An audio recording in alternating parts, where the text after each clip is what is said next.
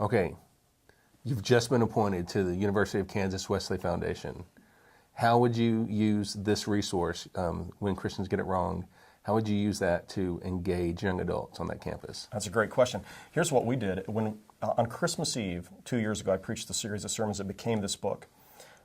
Abingdon has put together a great video promo for this that can be emailed to everybody you know. So every kid who's in the KU Wesley Foundation, I'd be saying, we're going to do this. We're going to do this in whenever the best time of year for campus ministries to mobilize the most number of young people. We're going to do this study. We are going to. Here's the video promo. I'm sending it to you. I need you to invite 20 of your friends. This is going to be a chance for us to. It's a confessional. It's a chance for us to say, you know what, we as Christians many times get it wrong. It's a chance for us to deal with the issues that every one of those young people you know who doesn't come to campus ministry has wrestled with these issues somewhere along the way. It's a chance for us with humility to be open and honest that, you know what, this really, we, not just the fundamentalists, but even we are hypocrites sometimes. Even we get this wrong. The video pieces, so there's a participant's guide. If you're working with kids who are primarily Christians, the participant's guide has questions, it has scriptures that tie into it. It's the same book, but it's formatted slightly differently for a small group study with questions.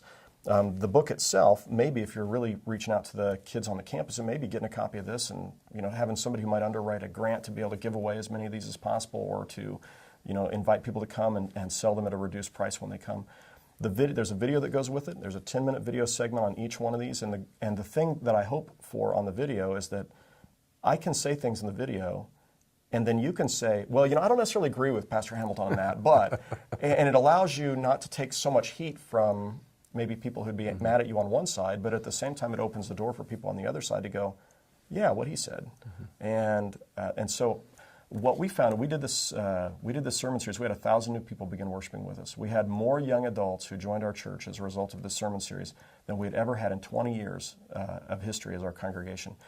We saw people who were in their late teens, 20s, early 30s who came out of the woodwork and said, what you talked about, that is exactly why I've been coming to church, and this is the kind of church I want to be a part of. And so I would say my hope is that of all the uses for this book, my hope is that its greatest possible use is on campus ministries and with youth groups to help invite kids who for these very reasons have said no to Christianity.